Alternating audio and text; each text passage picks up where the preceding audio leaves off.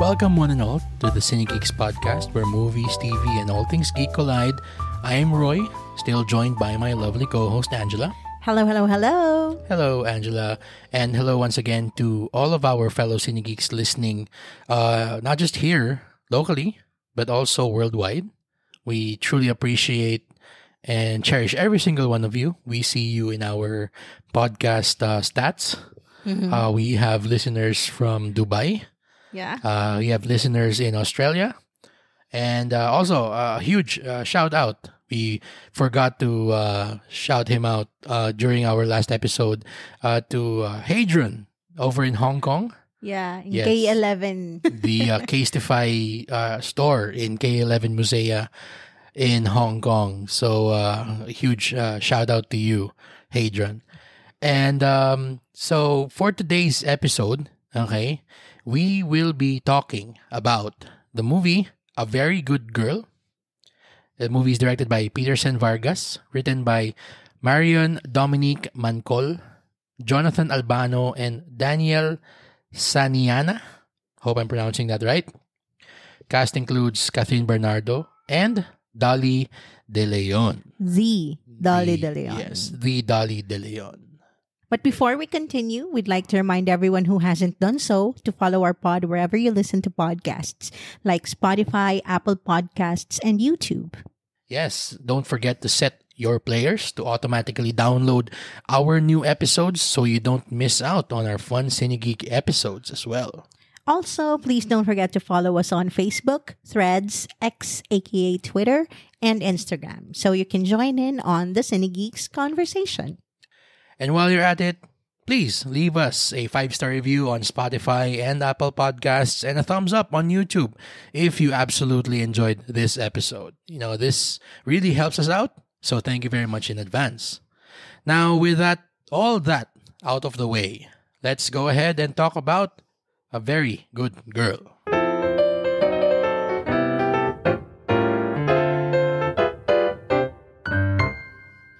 After a heartless firing triggers a chain of unfortunate events, Philo plots a meticulous revenge against retail mogul Mother Molly, aiming to dismantle her empire and seize the ultimate payback. This time, there is no mercy. Okay, so, a very interesting movie, Ange. What do you think? Yes. Isa to sa mga pinaka-awaited natin. Yeah, As well. it was heavily promoted by Star Cinema. Oo. Of course, yung one of their crown jewels ba? Si Catherine Bernardo. Yeah. Of course. And, Asia's box office superstar is her moniker. yan, yun ba yung tawag sa kanya ngayon? Yes, I think so. Okay. And of course, Golden Globe nominee, Dolly De Leon. Yeah. Golden Globe and BAFTA. And BAFTA nominee. BAFTA, yes, true. BAFTA nominee. Dapat din Academy Award nominee. Yeah. Oh, God. We'll never get over that. We always mention that when we talk about her. Anyway, Ange, what did you think of A Very Good Girl? A Very Good Girl. What can I say about that? What can mothers say? It's a happy deviation from, the Star Cinema norm. It goes out of its formula. Para sa akin, it's a very good transition to something edgier. And I think they're embracing Dolly De Leon's triangle of sadness. They're exploring the dark, the gritty, and the cringe style of storytelling. It's very stylized, by the way. It kinda took me aback nung umpisa. Kasi all the transitions and the sudden shifts in, the cuts, it was very uncharacteristic for a Star Cinema movie. This is the first time I've seen that kind of style. So I commend the director for that. He's introducing a very, unconventional film style to the masses. Especially, this is Catherine Bernardo we're talking about. Kathniel, very masa yung kanyang market. So, for them to see this kind of style in movie is refreshing, They're educating and elevating the Filipino audience. when it comes to the story, I would have loved it if it went all in. Very true. Yes. Alam mo yon, I would have loved it if hindi siya nag-hold back. Talagang in-embrace niya yung cynicism. Especially this movie is all about revenge. You know, as the logline already stated, it's a story about justice, revenge, and comeuppance. And it's it mainly focuses on two characters. One is an immovable object, and the other one is an unstoppable force. Yes. So it's a very interesting premise that promised big, climax. Tama. And for me, medyo, ayan na. Parang, kumbaga sa roller coaster, paakyat na ng paakyat eh. Tapos imbes na paganon siya, and it would be a thrill ride, biglang nag-plateau. Or para bang siya, kung di ba sa roller coaster, pagdating mo dun sa first hill, pagbaba niyan ganun, may mga ikot-ikot pa siya. Ganyan, pasikot-sikot pa. Pero ito, para siyang pagdating mo dun sa first hill, biglang, okay, ride over. Para siyang ganun. Or maybe parang, oh no, we're not gonna drop you that high. Ano siya? This is still, it's not that dangerous. Yun yung hinahanap ko dun sa ending, the danger. And the cynicism. Kasi the entire movie, it was so cynical. I expected it to really embrace that. True. And not to hold back and then goody-goody na ulit. Na parang, oh no, wag tayong ganyan. Parang, wag. Dapat good tayo. Oh my God. I agree wholeheartedly with everything you said. First off, again, tama ka. Props needs to be given to Star Cinema for doing something very different this time, especially with someone like Catherine Bernardo. I mean, I would assume na she's her film brand, her brand is something that they really guard with all their might and all their life.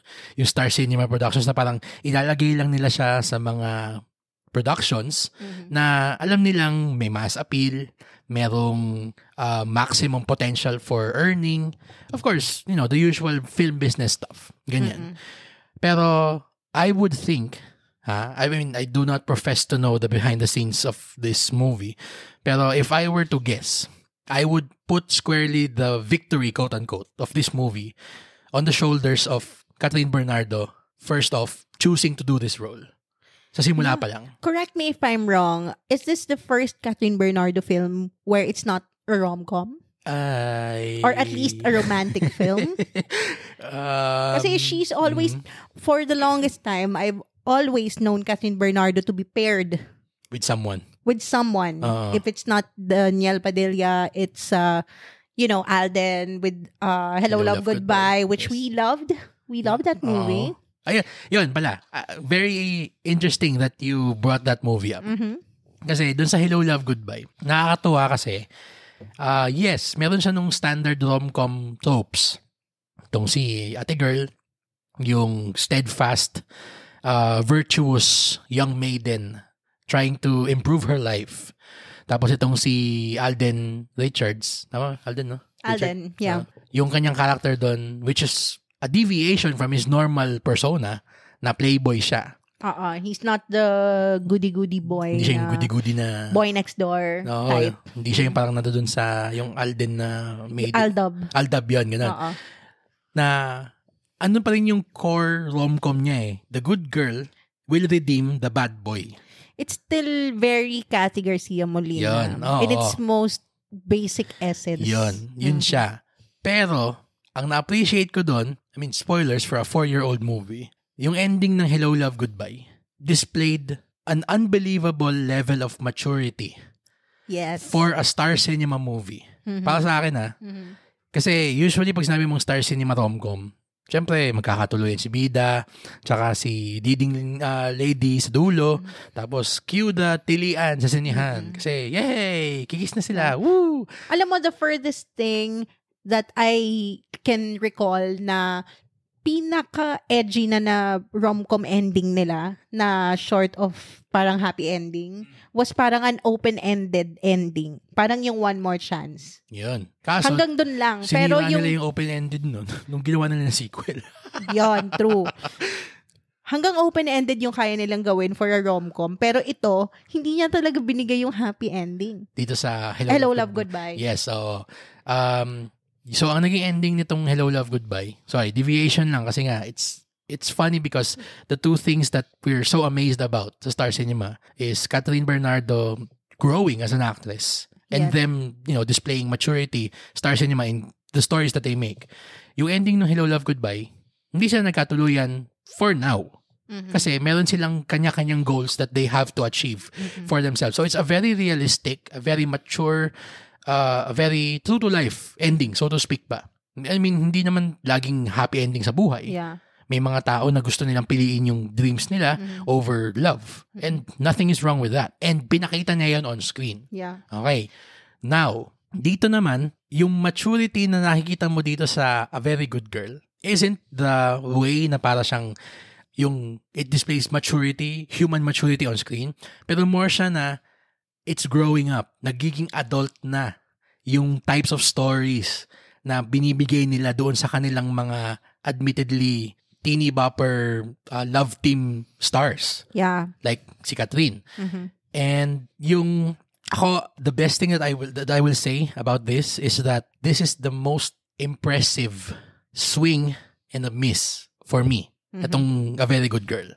Okay? I am not gonna focus on the miss. Okay? Kasi siguro parang konting daya na to sa Star Cinema na meron tayong handicap na binibigay sa kanila. Pero ang mas na-appreciate ko dito is yung they swung hard. Yeah. Sobra. As in yung opening pa lang. They took their shot. Oo, yung opening montage pa lang nung pag-introduce kay Philo tsaka kay Mother Molly. Yung stylistic na na parang choices na ginagawa nila. Even yung even yung opening title card.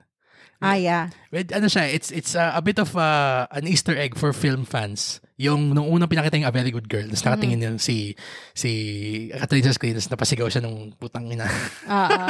Tapos pinakita yung A Very Good Girl. Di ba? Usually ganun tayo sanay na may yung stylized name ng movie. What is that? Parang, anong style yun? Tarantino? Na kinuha niya doon sa mga exploitation movies from the 70s, yung may Very Good Girl, yung may title card, tapos meron yung trademark sa ilalim. Na parang ganun na, yung para siyang yung mga spaghetti western movies na ganun. Yeah. Na para siyang, okay, sige, we're going there. And then, yun nga, tama ka na it swings again and again and again. Sobrang yung mga choices na ginagawa niya in doubling down in how bonkers everything becomes. Yeah. It's borderline fantastical eh. Yun na nga eh. Oo. Yung, yung heightened sense of reality ng sine is used to it an absolutely win for the movie itself. Na alam niya kung ano siya. And alam niya na yung kwento niya, hindi niya makakwento in a realistic way. Yeah. Na this tale of revenge and this tale of, tama ka dun yung an unstoppable force meets an immovable object. May paso ko lang, a wild WWE reference. Kasi yun yung tawag dun sa matchup ni Hulk Hogan tsaka ni Andre the Giant nung nagkita sila. Sorry, yung masabi ko lang. masabi ko lang. Anyway, yan, na yung acting, talang-dala nilang dalawa. Yes. Ni Catherine at saka ni Dali. Dali, of course, is Dali. You can't say anything else that's been said about her. Pero ang sa akin, ang revelation talaga dito is si Catherine. Kasi nung doon sa Hello, Love, Goodbye, which before we saw this, I would say was her best movie, na-shed niya para sa akin yung admitted na misconception ko about her, which is ang kanyang way of playing roles lang is this pa-sweet, patwitams, teeny bopper na way. Yeah. And yung sa Hello, Love, Goodbye, nagpakita siya doon ng ibang klaseng sense of, acting maturity na hindi niya, in my opinion, dinisplay in any other roles before that. Pero dito, yung kanyang powers niya parang bigla niyang ni-ratchet up to 11 na yung talagang kaya niyang makipagtapatan kay Dali. And minsan, yun yung that's the most impressive thing about this movie. Nakapantay and nakasabay si Catherine kay Dolly De Leon BAFTA and Golden Globe nominee. In some scenes, naanuhan pa niya. Naungusan pa niya si Dolly. Kasi nga, she carried the movie on her back. Oo. Dolly De Leon was a very significant addition to the film, but it was Catherine who really shined. True. And maybe, Dolly really let her shine in some way. So, talagang pinano siya ni Mother talaga. Call me Mother. Oh my God. Ano siya yung, tama ka na sabi mo din kanina yung cringe element. Nung gano'n, meron siyang dark humor.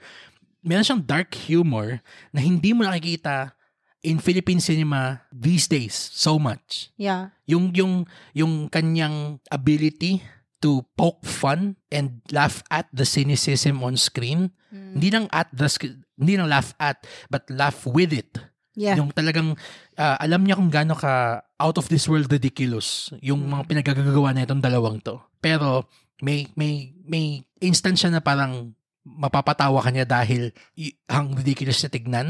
Pero kahit yung malalaman mo yung inner dialogue nila habang ginagawa nila yon, parang kahit yun makakahanap ka ng parang, okay, they're going there. Talagang, okay. Yeah, they're going full swing talaga.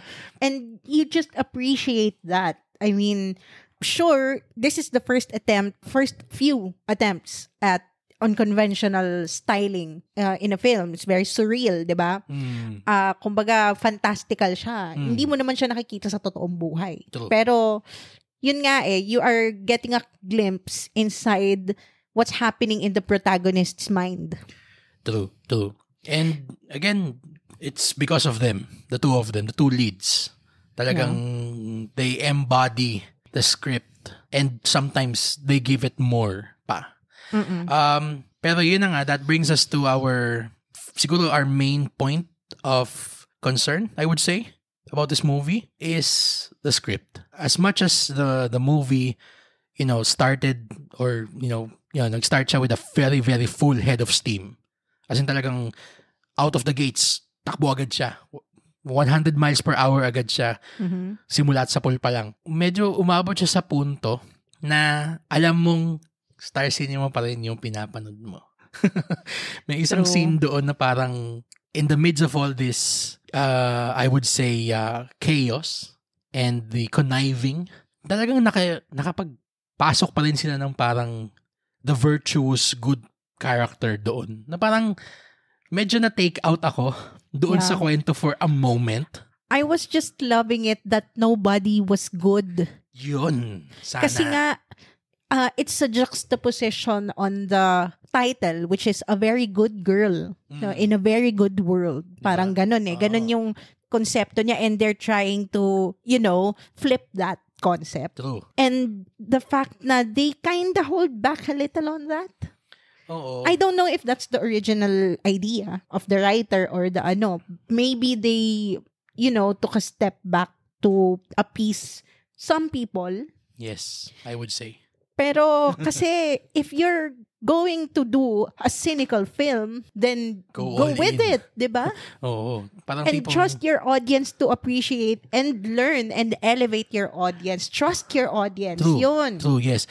Ito, tama yung sinabi mong yan na dapat, okay, for the first half of this film, andun na ako dun sa mindset na parang, okay, they're really going to show the barbarity of these actions that we're seeing on screen. Pero, is it ballsy enough to take the Scorsese route of showing evil, not to glorify, pero to show you na parang, this is what evil is. This is real in the world. Ganon. Walang commentary. Walang sasabihin na, walang biglang lalabas na parang, ako yung good person dito. There's no lesson. Yun, walang lesson, walang pontificating, walang Moral. preaching. Yun. Problema kasi, dito, sanang nag-all-in na siya, na nag-trust na lang siya dun sa audience niya, na mag-make up ng mind nila, na, yes, masama yan, nakikita ko. Hindi ko dapat gagawin yan. Kailangan pa rin nilang makita yung need to insert a character into the film saying na, masama yan ha. Pero kung hindi, hindi yan ganoon. Just, nakikita ko naman yung point na maybe they still want a voice of reason amidst all this chaos and yun nga, the hatred all around na it's getting too much and meron pa rin namang voice of reason even in real life. Meron pa rin namang ganon sa buhay natin, di ba? But when you are seeing red because you are so consumed by your anger and your quest for revenge, hindi mo talaga pwedeng anuhin na, okay, suddenly, after all this, okay, I'm good. I'm gonna be good again. True. Tsaka and it doesn't work like that. Diba? Kung gusto mong mag-Breaking Bad, break bad. Oo. Ito, magandang sinabi mo yan. Wala ka naman nakikita dun sa Breaking Bad na character ever na nagsabi na parang, sige po, hulihin na natin si Walter White kasi masama po siya. Parang si Skyler. Pero hindi niya sinabi yun that way. Sinabi niya yun after being part of the entire enterprise, after benefiting from the entire enterprise, and then having something bad happen to them. Hindi siya sinabi. Nag-flip lang si Skyler nun nung sumugod na si Walter sa bahay, tapos muntik na niyang pagsasaksakin yung mag-anak niya. Oo, tsaka si Walter Jr. Tsaka si Walter Jr. yun. Kasama yung baby, tapos kinidnap pa ni Walt yung baby. Diba? Pero there's a certain level of complicity if you are part of that world. Exactly. Ang problema dito, may isang character na part of that world, tapos biglang, yes, sige, fine, something happens to her, horrific yun. I'm not gonna take that away from that character. But she just becomes a victim. But also, if you look at it from a different perspective, she was influenced by the vengeance din eh. Parang in a way, twisted sense of justice siya. Pero in a preachy way. But that character feels like she's from a totally different movie. True. Na, eto, sige, if that character wants vengeance, and ang implication pa nga that character saw right through Philo, if I'm not mistaken, then, according to the rules set by the movie itself, dapat mag-a-act din siya in a way similar kay Philo. Kasi kung yung brand ng revenge na gusto niya makuha, yung brand ng revenge na dinidish out ni Philo. Actually, hindi nga revenge ang gusto niya eh. Gusto niya lang justice. Pero, there is a fucked up idea of justice in this movie na hindi naman siya yung right definition of justice. Yun na nga eh. Diba? Oo. May rule na sinet yung sine. Oo. It's, parang, what do you call this? Vigilante style. Parang ganun. Oo, tama. Kaso kasi itong yung sense of justice nung character na sinasabi natin, parang bigla siyang nagsabi na, oh ma'am, nakikita ko nga po yung ginagawa nila. Sige po, gawin niyo po yung ginagawa niyo po for justice. Yeah. Pero kung ma'am, hindi justice yung hinihingi ni Philo, ma'am. Nagre-revenge siya. Naghihiganti siya. Pero siguro, let's just say na she is one of the weaker points of the movie. Yeah. Of the movie. In terms of yung asahan talaga, yung writing could improve more. I'm not gonna say, I wouldn't say on a high. I'm still really happy about the effort. Ito yung kung merong participation award or effort award. Ito, I will happily give this movie an award for its very, very big swing, even if miss yung resulta niya. Kasi at least nakita natin na, hey, our directors are growing. Our screenwriters, yes, of course, very much so. And yung konting linis pa. Pero we're getting there. We are. I'm happy that we are in that trajectory. Super. Ito, ako na lang ang unsolicited advice for Filipino screenwriters. If you are going to write a story about the unbridled cynicism sa mundong to, go all in.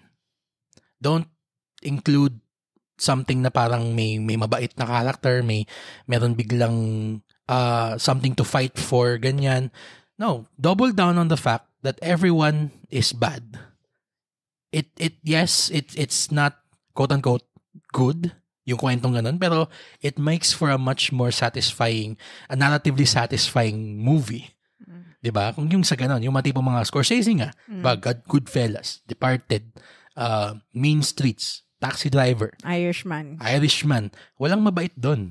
Pero hinahanap nung sine na yon yung drama in the conflict that they have with yung kanilang evil na ginagawa nila. Not because they want to be good, but because they're trying to reconcile the actions that they're doing and the toll it's taking on The protagonist. on the protagonist, yung sa kaluluwa nila, whether it be a good or a bad hit, so to speak.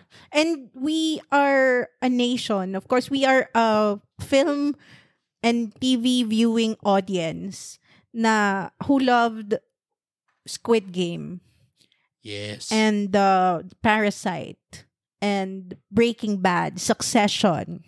I mean, hell, even yung mga sine nung 70s, 80s, yung mga Bernal at saka mga Broca, if I'm not mistaken, they were all populated by anti-heroes. Anti-heroes and despicable gray people. morality. Yes, exactly. And Yon. they're all considered classics now.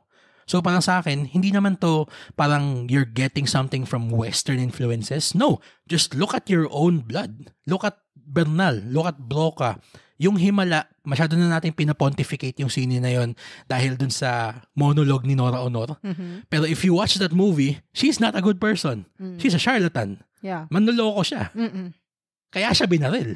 Oo. 'Di ba? Kaya classic yung scene na yon kasi yung kanyang pinaggagawang panloloko, akala natin hindi makakakuha ng kamapans. Pero yung kamapans, hindi siya yung tipong white knight justice, hindi. Even the justice itself that was dished out was evil din. Pinatay siya. Tas boom, tapos. OTJ, 'di ba? Yung ganun na if we want to make a story about anti-heroes and morally gray characters, go all in. just stay in Don't the gray. redeem them in the Yes. end. You know, True. Walter White was never redeemed. Hindi. He wasn't. He just, namatay pa nga siya in the middle of the thing that he did, he loved. Yung sa pagitan ng mga tangke nung pinagagawa niyang, produkto. Succession, nobody there was good. It Yes. was perfectly fine. Yan. Yun na lang siguro yung hinahanap nating next step in the journey of quote-unquote narrative maturity ng Philippine cinema. Or hindi nga journey return to maturity ng Philippine cinema. Kasi nanggaling na tayo dun eh. True. Kailangan lang nating bumalik. And, trust your audience. Just your audience to be intelligent enough to know what their moral compass is. Do Kasi not dictate. It makes them also reassess their Exactly. own moral compass, di ba? Oo, wag mong didiktahan ng moral compass yung audience mo. The last thing you should do if you're gonna, revolutionize the film viewing experience and how people appreciate and consume film is to never hold back and just to trust that they process it however they like. True. That's very true. Do not spoon feed or preach to your audience. True. I guess we're a bit ways away pa sa ganun. May You never natin get shed it off. the first time you do it. True. And that's fine. At least you've started. True. And with every movie that you do, you learn. At least nakakatuwa lang na maisip na hindi lang quote-unquote pag-aari na lang ni Eric Mati yung paggawa ng narrative league ng narrative about morally gray or even bankrupt characters. People other than him and his collaborators can make something good. There's gold here eh. Pero yun na nga lang, hindi lang siya nag-follow through dun sa kanyang incredibly insane premise. Sayang. Yun lang sa akin. And also, andun na sana si Dali De Leon eh. You have to remember what put her on the map. Exactly. Yung role niya sa Triangle of Sadness, which is very, very morally corrupt. True. Na sa ending, talagang grabe. Diba? Yun yung in-embrace talaga yung cynicism nung kwento, nung film, that the film promised. True. Diba? True. Exactly. Everything was flipped. Oo. Akala sabihin mo na parang kasi dahil nagtatrabaho siya sa barko, Filipino, OFW, virtuous na agad siya. Pero kapag nilagay mo sa sitwasyon na ganun, she's no better than the worst of us. Ba? Yan. Just because she was the underdog does not mean she's the hero. Or she's the victim, parang ganun. Ito, sa mga sine na ganito, okay, sana ma-realize ng mga Filipino filmmakers, if you want to make a movie like this, walang hero sa ganitong klaseng kwento. Wala. There are anti-heroes, yes, pero there is no one virtuous in this story. Ito, going back tayo sa OTJ na example. Titingnan mo yun from top to bottom, walang mabait dun. Kasi, of course, si Joel Torre. Siya yung assassin. Si Gerald. Tatang, diba? Si Tatang, oo. Si Piolo, sabihin natin siya yung police, pero anong role niya? Yung asawa niya, anak ng politiko. So, meron siyang in. Tapos, si Raver, yung partner niya, nung first film at least, corrupt din. Tapos, si Joey Marquez, yung sabihin natin mabait na police, quote-unquote, hindi din naman siya mabait kasi wala siyang ginagawa. Complicit siya. Yun, so there are no characters with any moral high ground. Exactly. That's right. Yun, kaya sobrang ang ganda nung scene na yun. Ito, andun na eh. It was in the right track up until, The ending. Yeah. Or at least ito na lang, sige. If they really wanted to retain yung parang redemption, quote-unquote, nung character ni Catherine dun sa dulo, without going into any spoilers, there's a narrative twist or turn that this movie takes na, sige, pwede sanang yun yung ending eh. Kaso it could have ended earlier. It could have ended at that point. You know what I'm talking about? Yes. Yun. Pero they found the need to insert a speech at the end pa, absolving the main character of all of her quote-unquote crimes.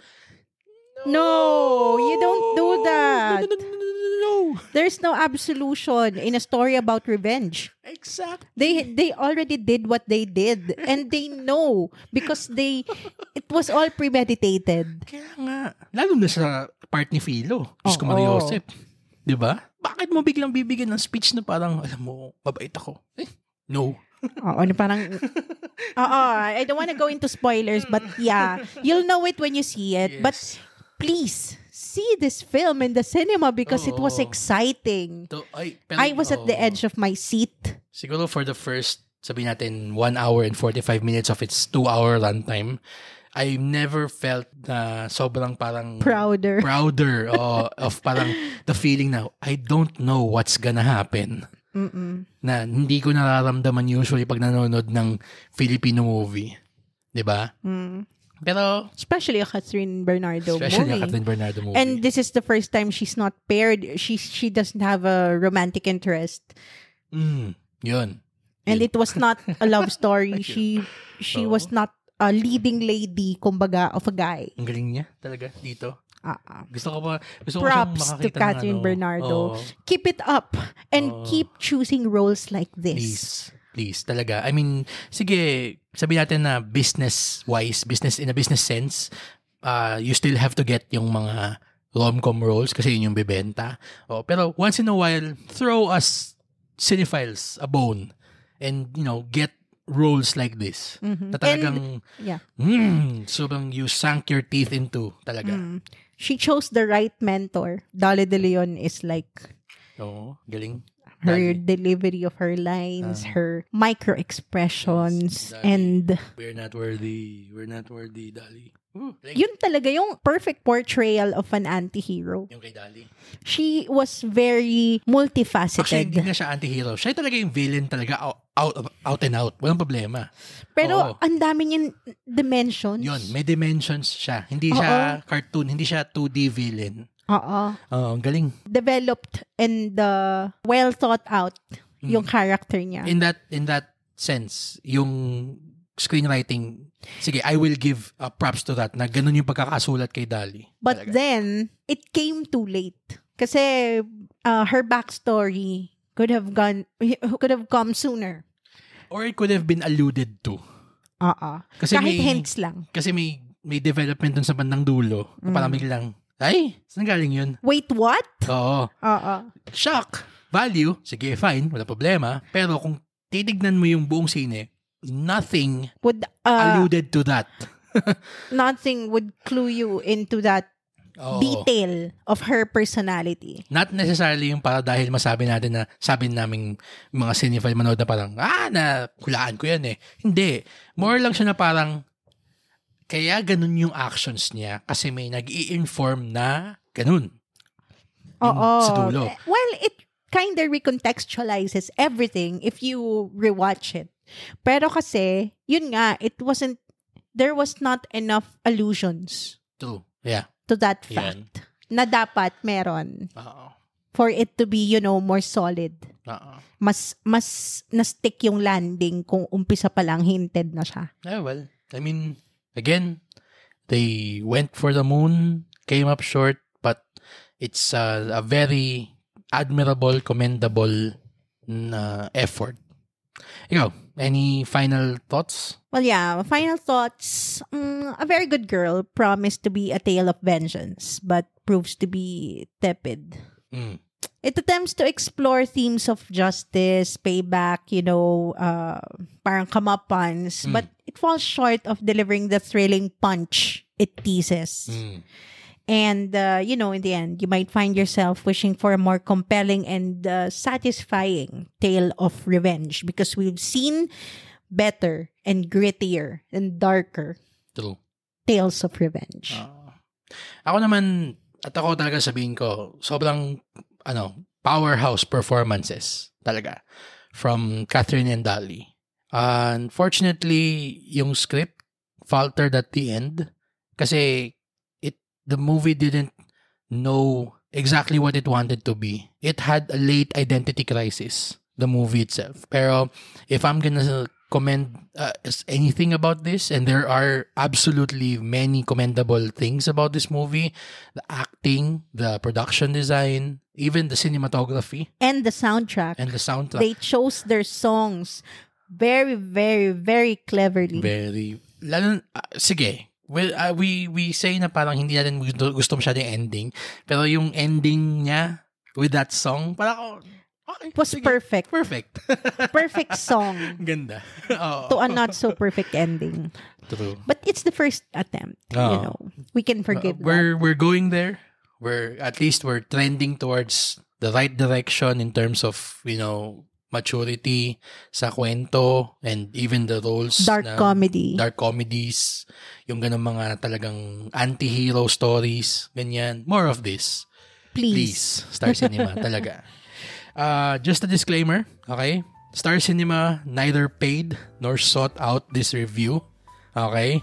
They are hearing our feedback about the movie the same time as you are. Okay? Just for transparency's sake. Okay? So that's it for A Very Good Girl. Cine Geeks, if you've seen this movie, please share with us what you thought about it. Comment it on our social media. Again, we are on Facebook, Instagram, Threads, and X at CineGeeksPod. Yes, and please don't forget to set your players to automatically download our new episodes so you don't miss out on our fun Cine Geek conversations. While you're at it, why don't you leave us a 5-star review on Spotify, Apple Podcasts, and a thumbs up on our YouTube channel if you absolutely enjoyed this episode. For my co-host Troy, this has been Angela. Thank you for listening to the Cine Geeks podcast, where movies, TV, and all things geek collide.